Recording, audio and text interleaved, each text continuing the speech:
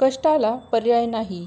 एकदा तथागत बुद्ध भिक्षूंसोबत वाराणसीजवळ मेघदा येथे गेलेले होते. तेव्हाची ही गोष्ट.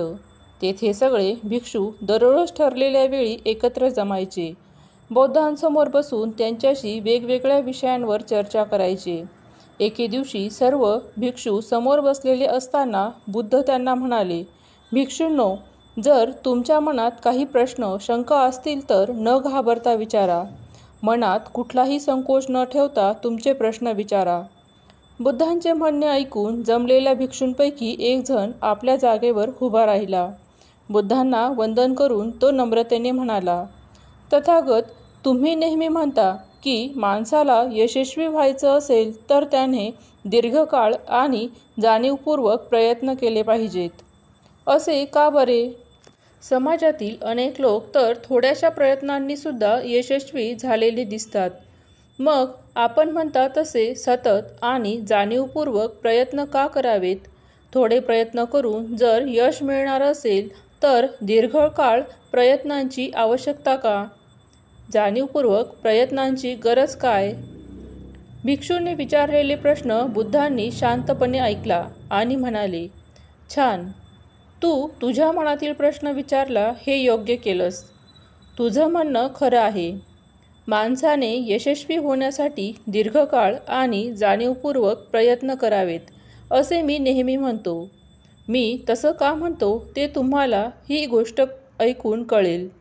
तेव्हा बुद्धांनी भिक्षूंना सचेतन नावाच्या राजाची गोष्ट सांगितली. सचेतन नावाचा एक राजा होता. एके दिवशी तो आपल्या सेवकास म्हणाला, आपल्या राज्यात उत्कृष्ट रथ तयार करणारा कुणी अनुभवी रथकार असेल तर त्याला दरबारात घेऊन ये. सेवकाने राजाच्या आदेशानुसार राज्यातील एका अनुभवी आणि प्रसिद्ध रथकाराला दरबारात हजर राहण्यास सांगितले.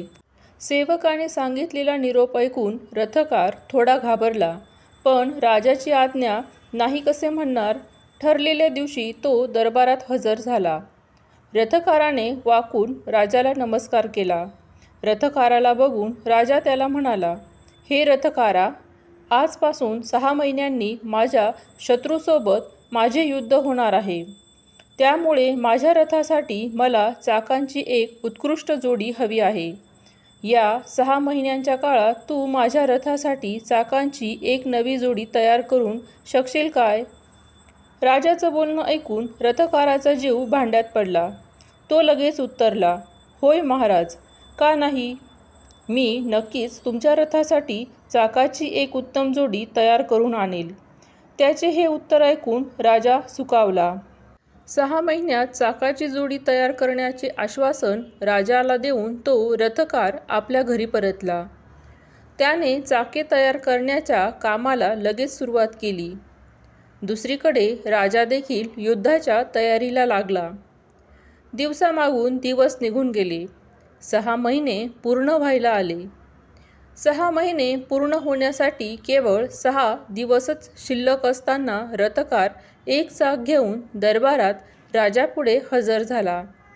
रथकाराने सोबत आणलेले केवळ एकच चाक बघून दरबारातील सर्वांना आश्चर्यच वाटले.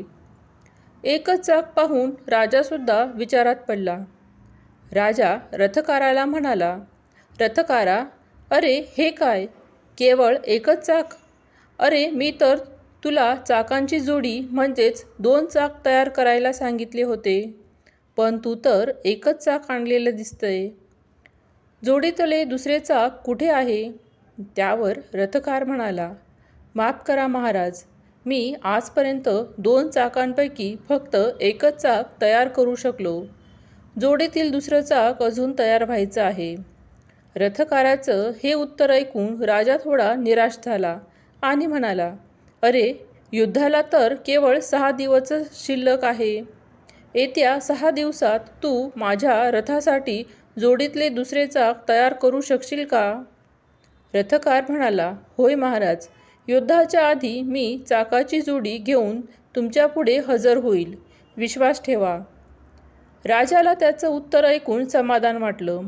रथकार लगेच घरी परत आला आणि जोडीतील दुसरं चाक तयार करायला त्याने सुरुवात केली. त्यानंतर 6 दिवसांनी रथकार चाकाची जोडी घेऊन दरबारात राजापुढे हजर झाला. रथकाराने आणलेले दोनही चाक तंतोतंत सारखीच दिसत होती. त्यात कोणताही फरक दिसत नव्हता. चाकांची जोडी बघून राजाला आनंद झाला. राजा रथकाराला म्हणाला, "अरे, तू केवळ 6 दिवसांमध्येच दुसरे चाक तयार केले. मग पहिले चाक तयार करायला इतका वेळ का खर्च केलास?" त्यावर रथकार म्हणाला, "महाराज, ही दोन्ही चाके सारखीच नाही." रथकाराचे उत्तर ऐकून सगळ्यांना आश्चर्य वाटले. राजा म्हणाला, "अरे, ही दोन्ही चाके तर सारखीच दिसत आहे. तू म्हणतोस तसा कोणताही फरक मला या दोघं चाकांमध्ये दिसत नाही.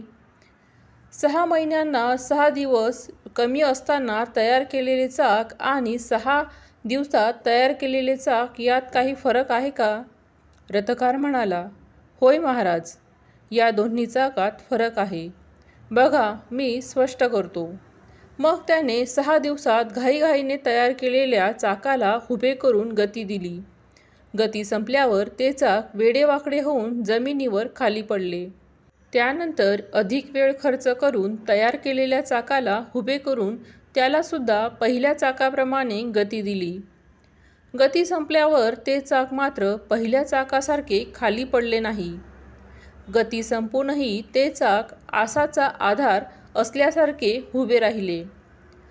कमी वेळात तयार केलेले चाक खाली पडले तर दीर्घकाळ प्रयत्नपूर्वक तयार केलेले चाक उभे राहिले.